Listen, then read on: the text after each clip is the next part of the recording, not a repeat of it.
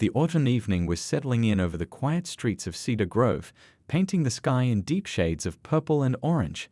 Streetlights were just starting to flicker on, casting long shadows across the pavement.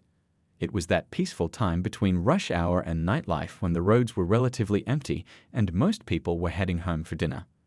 Officer Tom Reynolds stifled a yawn as he sat in the patrol car, his partner Dave Miller scanning the traffic with practiced eyes.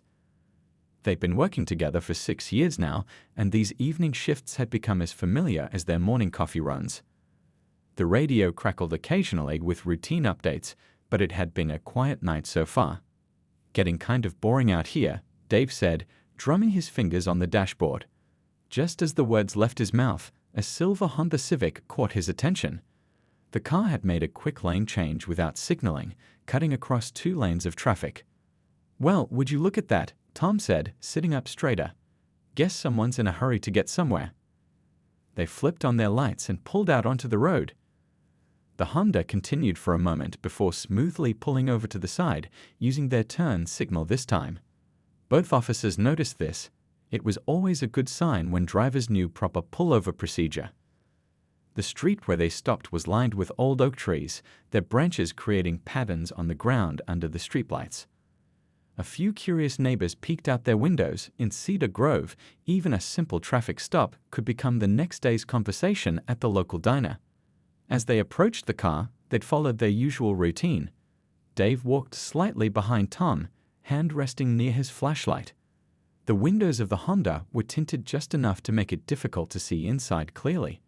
Through the back window, they could make out a stack of boxes and what looked like a laptop bag on the back seat. The driver's window rolled down smoothly, revealing a woman in her mid-40s wearing a simple black blazer. There was something about her demeanor that caught their attention immediately.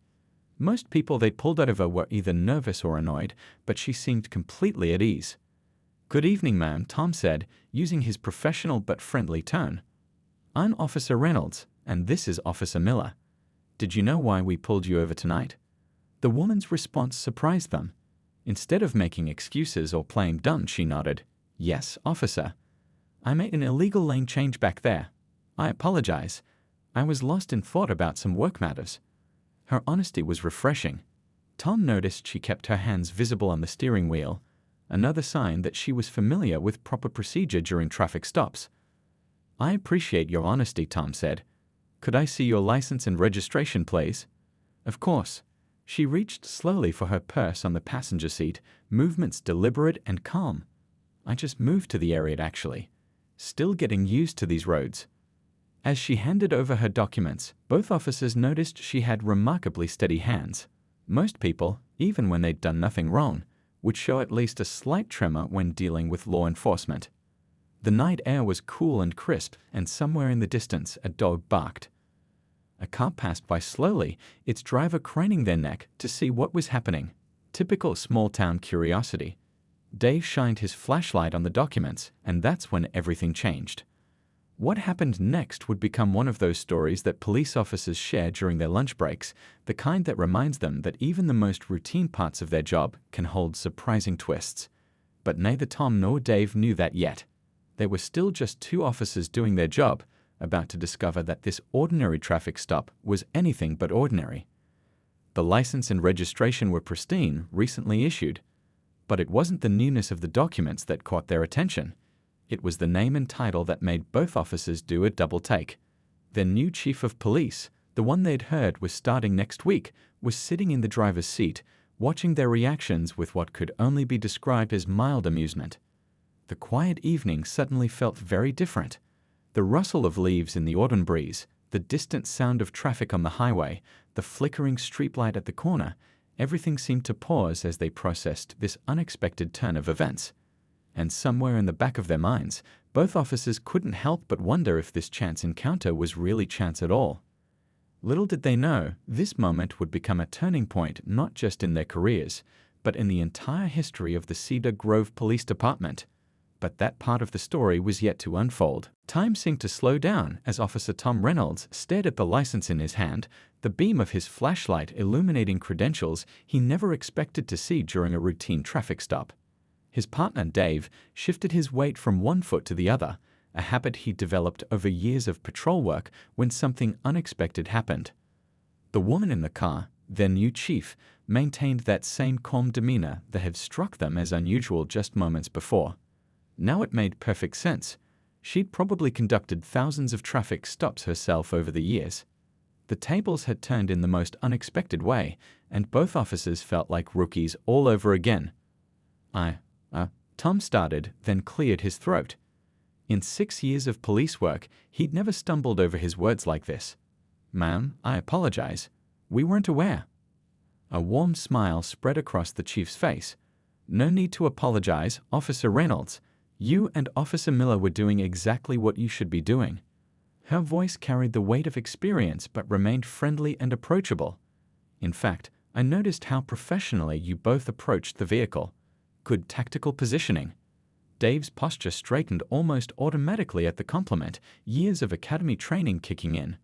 The chief's words had somehow managed to both acknowledge their authority and remind them of her position without making either feel uncomfortable. A passing car slowed down dramatically, the driver obviously hoping to catch some drama. Small towns thrived on such moments, and by tomorrow, half of Cedar Grove would probably be talking about the police lights on Oak Street. If they only knew what was really happening. "Would you like to see my badge as well?" the chief asked, reaching slowly toward her purse again. Both officers noticed how she narrated her movements, another mark of a seasoned law enforcement officer. They'd been taught to do the same thing during traffic stops to avoid any misunderstandings. "That won't be necessary, ma'am," Tom replied, finding his professional voice again. "We've seen your credentials." He handed the license and registration back, being extra careful not to drop them. His hands had developed a slight tremor from the adrenaline of the situation. The chief took her documents back and smiled again. "You know, I was actually hoping to observe the department in action before my official start date next week. Looks like I got my wish, just not quite how I planned it." A distant train whistle broke through the evening air, and somewhere down the street, a porch light flickered on. These ordinary sounds and sights somehow made the extraordinary situation feel even more surreal. "Your approach was textbook," she continued, her tone genuine rather than patronizing. "The way you positioned your patrol car, the proper distance maintained, clear communication between partners. It's exactly what I hope to see from my officers." The word "my" hung in the air for a moment. It wasn't said with authority or ownership, but with responsibility and care. Both officers could hear the difference, and it told them volumes about what kind of leader she would be. "Thank you, ma'am," Dave spoke up, finding his voice for the first time since the revelation. "We try to maintain professional standards at all times." A few dried leaves skidded across the pavement between them, carried by the cool evening breeze. The moment felt significant somehow, like the changing of seasons, something natural and inevitable but full of possibility.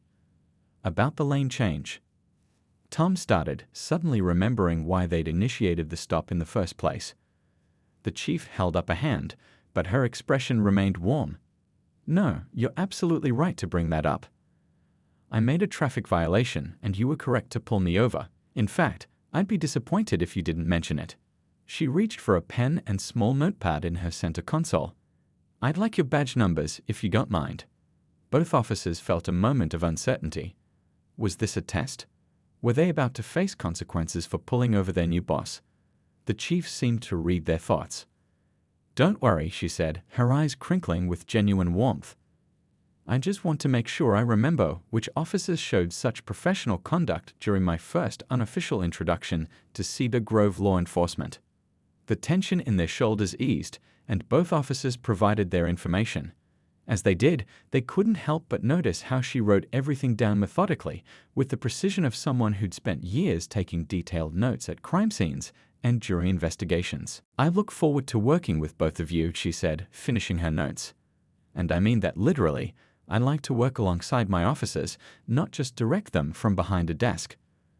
Though maybe next time we meet, it'll be at the station rather than during a traffic stop." There was a hint of humor in her voice that made both officers relax a little more. The situation was still unusual, but somehow she'd managed to turn what could have been an awkward encounter into something that felt more like a meaningful introduction. As they prepared to return to their patrol car, the chief rolled her window back up, but not before leaving them with words that would stick with them for the rest of their careers. "Remember, tonight you showed that no one is above the law in Cedar Grove. That's exactly the kind of department I want to lead." Walking back to their cruiser, Tom and Dave exchanged glances that said more than words could. They'd started their shift expecting another routine night in a small town. Instead, they'd just experienced one of those rare moments that remind police officers why they chose this profession in the first place. As they watched the chief's Honda pull away, using her turn signal perfectly this time, both officers knew that Cedar Grove Police Department was about to change in ways they couldn't yet imagine. And somehow, that didn't seem like a bad thing at all. The next morning arrived at the Cedar Grove Police Department with the usual bustle of shift change. Steam rose from coffee cups, computer keyboards clicked with the sound of reports being finished, and the old heating system hummed its familiar tune. But something was different about this morning. There was an electricity in the air, an anticipation that made even routine tasks feel significant. Officer Tom Reynolds walked into the break room, his boots squeaking slightly on the freshly mopped floor. He'd barely slept last night, replaying the traffic stop over and over in his mind. His partner Dave was already there, stirring his coffee with unusual intensity. "You think anyone's going to believe us?" Dave asked, not looking up from his cup. Before Tom could answer, Officer Lisa Chen walked in, her radio crackling with dispatch chatter. "Believe what?" she asked, reaching for the coffee pot. Tom and Dave exchanged glances, wondering how to explain what had happened. But before they could start, a commotion near the front desk caught everyone's attention.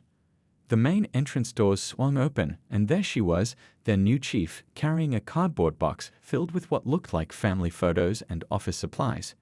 She wore the same calm confidence they'd seen last night, but now in full uniform, complete with the chief's insignia that somehow didn't overshadow her approachable demeanor. The front desk sergeant, a 30-year veteran named Pete, who'd seen chiefs come and go, stood up so quickly his chair rolled backward into the filing cabinet. "Good morning, Chief. We weren't expecting you until next week." "I know," she replied with a warm smile, setting her box down. "But after last night's impromptu introduction to some of our officers, I thought I should move up my timeline." Her eyes met Tom and Dave's through the break room window, and she gave them a subtle nod. Lisa looked between her fellow officers and the new chief, her coffee forgotten. "Wait, what introduction?" The story spilled out quickly after that, spreading through the department like wildfire. Officers gathered in small groups, their usual morning routines forgotten as they discussed this unprecedented arrival of their new leader. Some were skeptical, others amused, but everyone was intrigued. The chief didn't retreat to her office right away. Instead, she moved through the department, introducing herself to everyone, from the newest dispatcher to the janitor who'd worked there for 20 years. She remembered names, asked questions, and actually listened to the answers. "So," she said, finally making her way to the break room where Tom and Dave were still trying to explain last night's events to their colleagues. "I hear there's decent coffee in here, though my source might be biased." She glanced at the cup in Dave's hand, and he nearly dropped it. The room fell silent, that awkward quiet that happens when subordinates aren't sure how to act around a new boss. But the chief simply grabbed a department mug from the cabinet, one of the old ones with a chip on the rim, and poured herself a cup. "You know," she said, leaning against the counter in a way that made the break room feel less like a police station and more like a neighbor's kitchen, "last night got me thinking. We have an opportunity here." Everyone waited, curious about what she meant. Tom noticed she didn't take the chief's usual spot at the head of the table. Instead, she pulled out a regular chair and sat down with them. "What happened last night? That traffic stop. It showed me something important about this department. It showed me that we have officers who do the right thing, even when they don't know who's watching. That's the foundation of good policing." The room was silent, but it was a different kind of silence now. Not awkward, but attentive. Even the usual morning sounds, dispatch radio, ringing phones, shuffling papers, seemed to fade into the background. "But it also showed me something else," she continued, taking a sip from her chipped mug. "It showed me that sometimes the best way to lead is to let yourself be caught doing something wrong, admit it, and learn from it. That's why I'm here early. I want to set that tone from day one." Lisa, who'd been quiet until now, spoke up. You're saying you made that lane change on purpose? There was a hint of disbelief in her voice. The chief laughed, a genuine sound that made everyone relax a little more. No, that was completely unintentional. I really was lost in thought about the move and the new job. But once it happened, I knew it was a chance to show rather than tell what kind of department we're going to be. She stood up, and everyone instinctively started to rise with her, but she waved them back down. Stay, finish your coffee. I've got to go wrestle with whatever filing system the last chief left me. But remember this morning, all of you, because this is how we're going to do things in Cedar Grove: honest mistakes, honest admissions, and honest improvements. As she left the break room, conversations erupted all around. Officers who'd been with the department for decades shared looks that said maybe, just maybe, things were about to change for the better. Younger officers like Lisa started discussing new ideas they'd been hesitant to bring up before. Tom and Dave, still processing how their routine traffic stop had transformed into this moment, realized they'd witnessed something rare. A leader who understood that authority isn't just about rank or position, but about setting an example that others want to follow. Outside the break room window, morning sunlight streamed through the old building's windows, casting long shadows across the floor. But somehow, the Cedar Grove Police Department felt brighter than it had in years. Change was coming, and for once, everyone was looking forward to it. Word travels fast in small towns, and by lunchtime, the story of last night's traffic stop had spread well beyond the police department. The local diner was buzzing with conversation, and Mrs. Porter, who'd been serving coffee there for 30 years, had already heard 3 different versions of what happened. Inside the station, the morning's excitement had settled into a new kind of energy. The chief had spent the first few hours in meetings with senior staff, but those who emerged from her office carried expressions that mixed surprise with something that looked a lot like hope. Officer Lisa Chen was organizing files at her desk when she overheard 2 veteran detectives talking in hushed tones by the water cooler. "Did you hear what she did in the budget meeting?" one asked. "She actually asked for our input on equipment needs. Not just the fancy stuff, but the basics: better radios, updated computer systems, even new coffee makers for the break room." The other detective nodded. "Yeah, and get this, she's planning to attend roll call for all shifts this week. Not just pop in and out, but actually stay and listen to what's happening on the streets." Lisa tried not to obviously eavesdrop, but her curiosity got the better of her. The department had needed new radios for months, but the previous administration had always cited budget constraints. Maybe things really were going to be different. Around noon, Tom and Dave returned from their morning patrol. The chief was in the hallway, studying the old photographs that lined the walls, pictures of Cedar Grove's police force through the decades. She turned as they approached, and both officers noticed she'd already memorized their names. "Officers Reynolds and Miller," she said warmly. "I've been hearing good things about your community outreach work. The reading program at the elementary school." Tom felt his face flush slightly. The program had been his idea, something he'd started in his off hours. "Just trying to make a difference, Chief," he replied, surprised she'd learned about it so quickly. "That's exactly the kind of initiative we need more of," she said. "In fact, I'd like to hear more about it. Both of you, join me for lunch." The dispatch supervisor mentioned a good sandwich place around the corner. 20 minutes later, they found themselves sitting in a small local deli, their uniforms drawing curious glances from other customers who'd already heard rumors about the new chief. The owner, an elderly man named Joe, who'd been making sandwiches in Cedar Grove for 4 decades, nearly dropped his knife when she introduced herself. "The famous traffic stop chief," he exclaimed, then immediately looked embarrassed. "I mean, welcome to Cedar Grove, ma'am." She laughed, putting him at ease. "I suppose that's going to be my nickname for a while. But please just call me Chief." She ordered a simple turkey sandwich, then insisted on paying for everyone's lunch despite their protests. As they ate, she asked about their families, their time on the force, their hopes for the department. But it wasn't the usual boss-making small-talk conversation. She listened intently, asked follow-up questions, and took mental notes. "You know," she said, wiping her hands on a napkin, "last night could have gone very differently. You could have let me go with a warning once you saw who I was. Many officers would have." Dave shifted in his seat. "The thought crossed our minds," he admitted. But you didn't, she continued. You maintained your professionalism. That's rare, and it's valuable. It tells me what kind of officers you are when no one's watching. A young mother at the next table was trying to quiet a fussy toddler. Without missing a beat, the chief reached into her pocket and pulled out a junior police badge sticker, the kind they kept at the station for community events. She offered it to the mother with a smile, and the child's eyes lit up. "See that?" she said, turning back to Tom and Dave. "That's what real police work is about. Yes, we enforce the law, but we're also part of this community. Every interaction is a chance to build trust." As they walked back to the station, they passed the local high school just as classes were letting out. A group of teenagers noticed their uniforms and fell quiet, the usual reaction they got from young people. But the chief paused. "Good afternoon," she called out cheerfully. "Any of you interested in law enforcement? We're thinking of starting a youth program at the department." The teenagers looked surprised, then curious.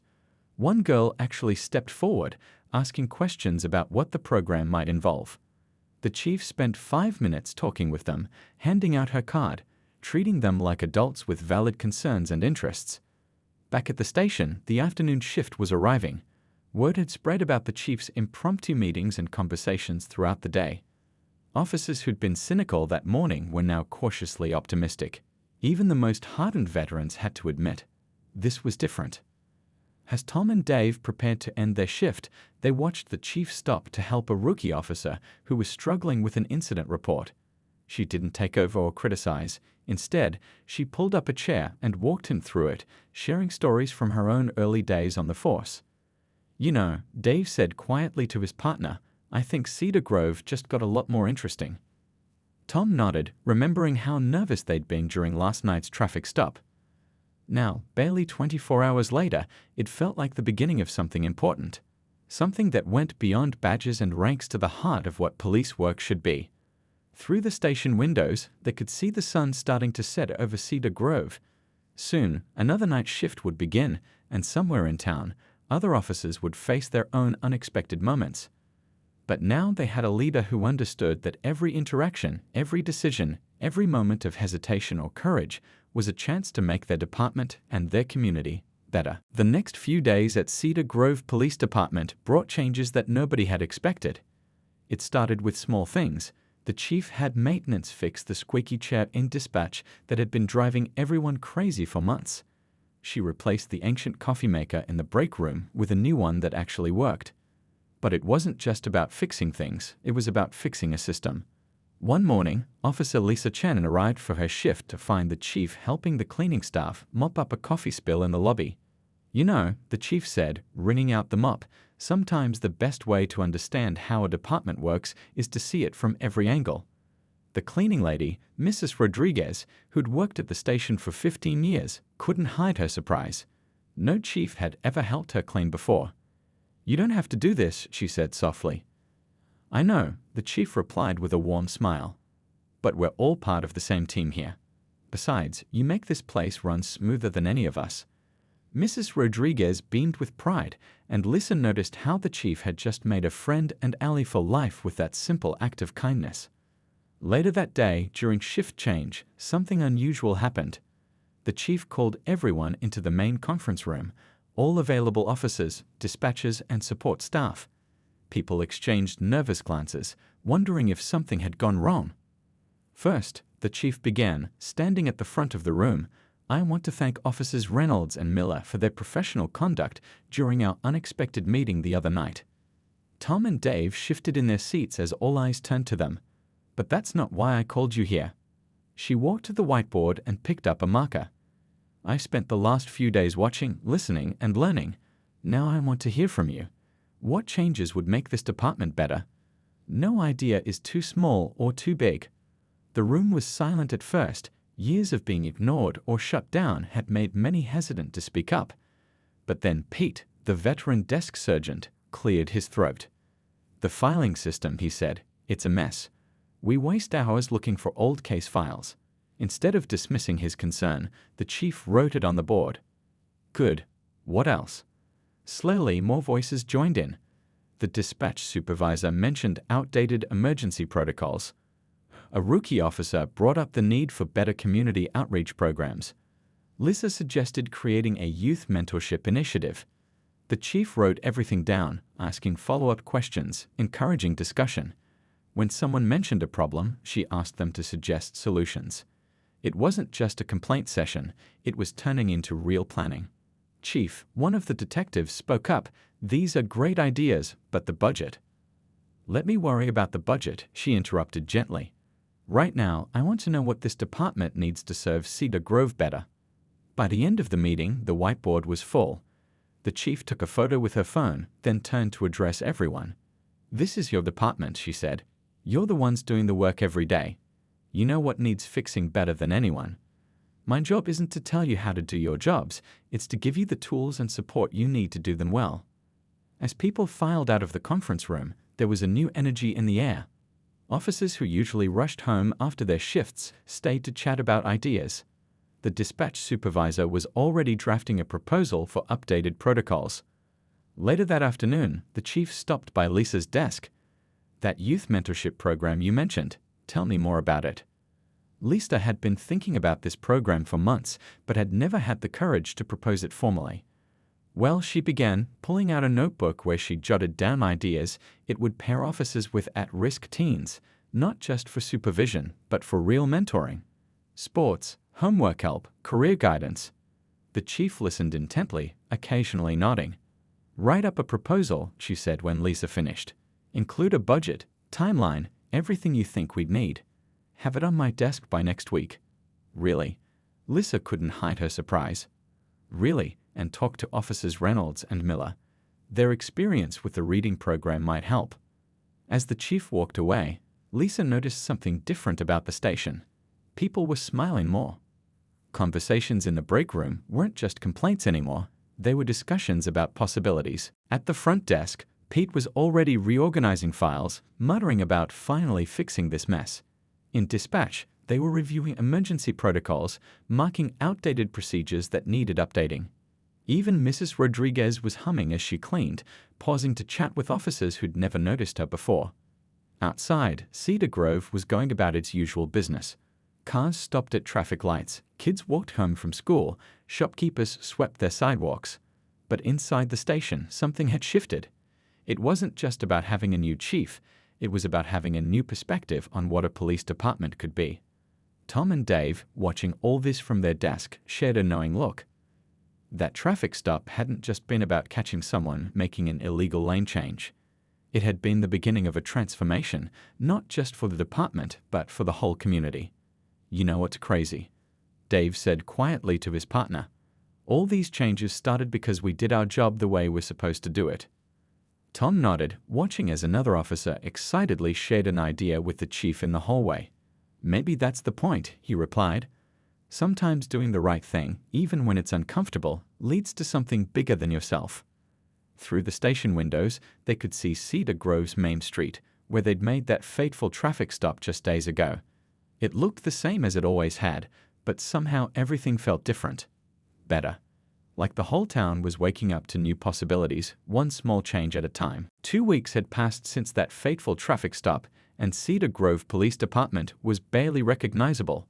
Not in its physical appearance. The old building still had its creaky floors and temperamental heating system, but in its spirit. The change was evident in the little things. Officers lingering after their shifts to work on community projects, dispatch staff volunteering to update protocols on their breaks, and even the local teenagers who no longer crossed the street to avoid walking past the station. One sunny morning, Officer Lisa Chen stood in front of a classroom at Cedar Grove High School, nervous but excited. The chief sat in the back, watching as Lisa launched the youth mentorship program she proposed. 20 students had signed up, far more than anyone had expected. Being a police officer isn't just about enforcing laws, Lisa explained to the attentive teenagers. It's about being part of this community, your community. She noticed several students nodding, including a quiet boy who usually sat in the back but had moved to the front row for this presentation. Meanwhile, across town, Officers Tom and Dave were handling a situation that would have gone very differently just weeks ago. They'd pulled over a young driver for speeding, but instead of just writing a ticket, they were taking the time to explain why the school zone speed limit was so important. "See that crossing guard over there?" Tom pointed out. That's Mr. Wilson. He's been keeping kids safe at this crossing for 12 years. He knows every student's name. When you speed through here, you're not just breaking a law, you're putting his kids at risk. The young driver's expression shifted from annoyance to understanding. Dave noticed and added, "Look, we all make mistakes. The chief herself got pulled over, you know." The driver's eyes widened. Everyone in town had heard that story by now. Back at the station, the changes were even more apparent. Pete, the desk sergeant, had completely reorganized the filing system with help from Mrs. Rodriguez, the cleaning lady. They'd discovered that they actually made a great team. His knowledge of police procedures combined with her incredible organizational skills had transformed the cluttered records room into a model of efficiency. "You wouldn't believe what we found in those old files," Pete told the chief during her daily walkthrough. Cold cases from the Nennetys that might have new leads, community program ideas that never got implemented, even photos from when this place first opened. The chief picked up one of the old photographs, studying the faces of officers from decades past.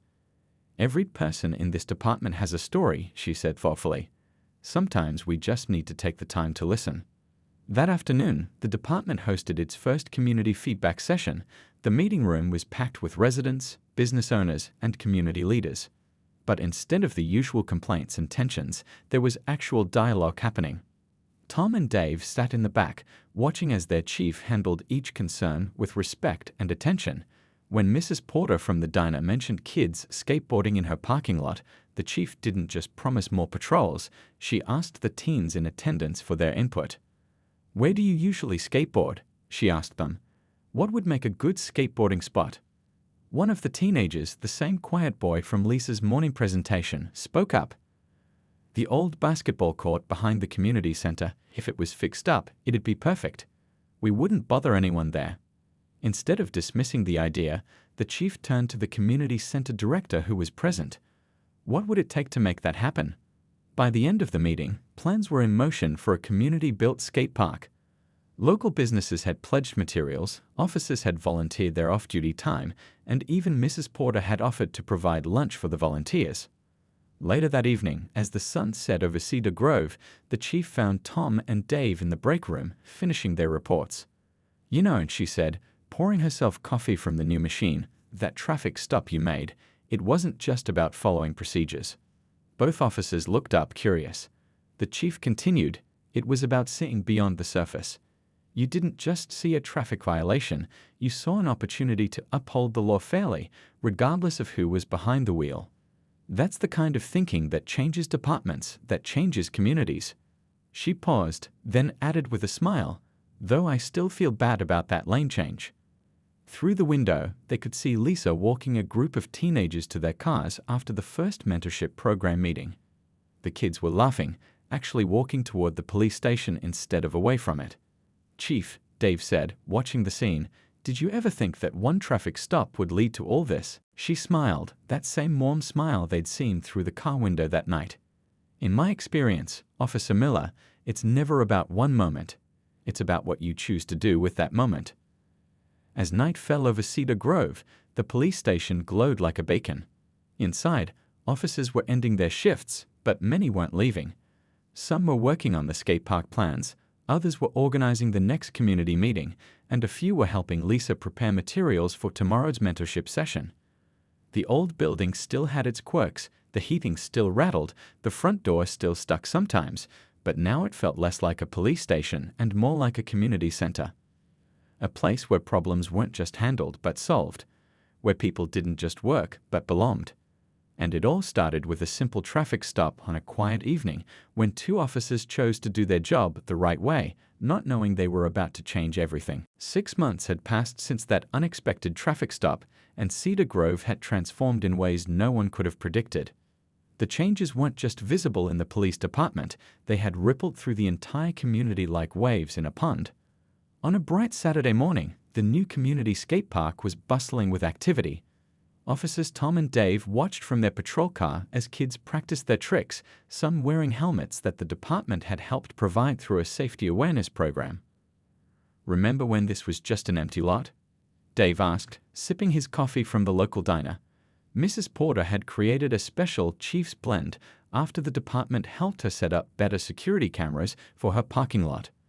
Now her place was the unofficial gathering spot for off-duty officers and community members alike.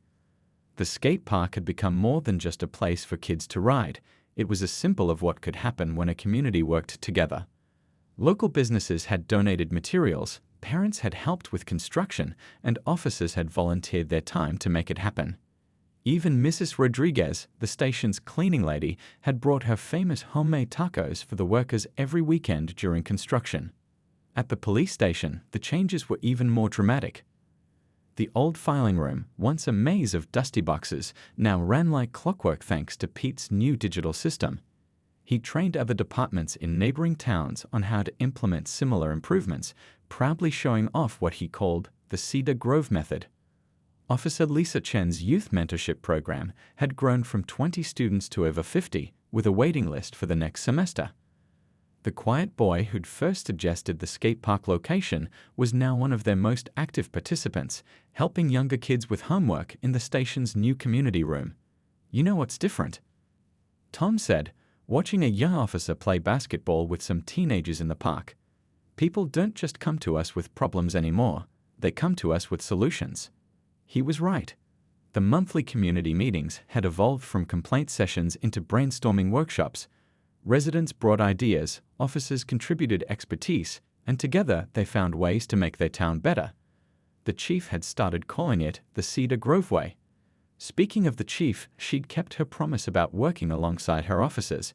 She still went on patrol occasionally, though everyone joked about her using turn signals extra carefully now. Her office door remained open, literally and figuratively, to everyone from veteran officers to civilian staff. That afternoon, the department gathered for a special ceremony. The chief stood at the podium, looking out at the crowd that filled the community room. Officers in dress uniforms sat alongside residents in casual clothes, the kind of mixing that would have seemed unusual 6 months ago, but now felt natural. 6 months ago, she began, "I made an illegal lane change."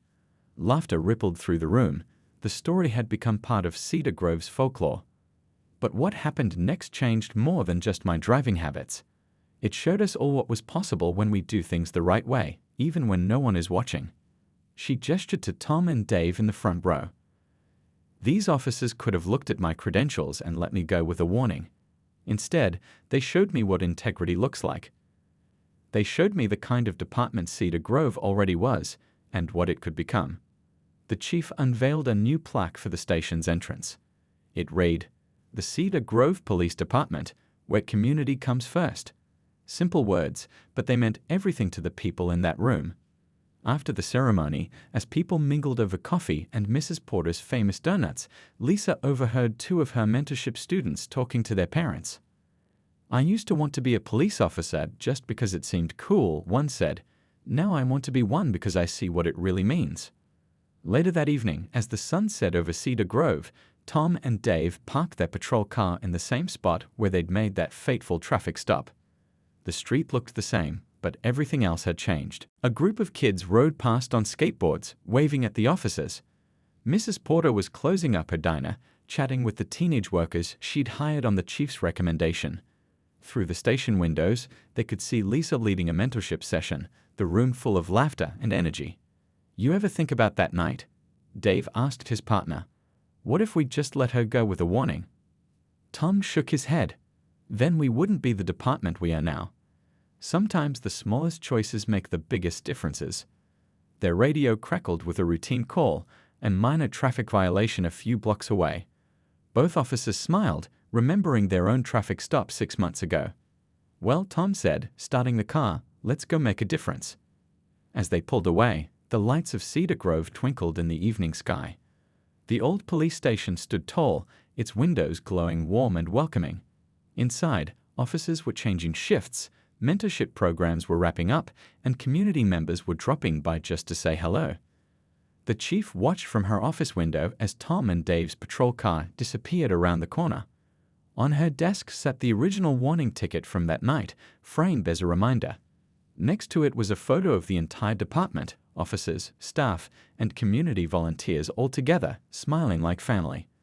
Cedar Grove had always been a good town, But now it was something more. It was a place where a simple traffic stop could lead to real change, where doing the right thing mattered more than doing the easy thing, and where a police department and its community had learned to grow together, one small choice at a time. And somewhere in town, another moment like that first traffic stop was waiting to happen. Another chance to show what the Cedar Grove way really meant.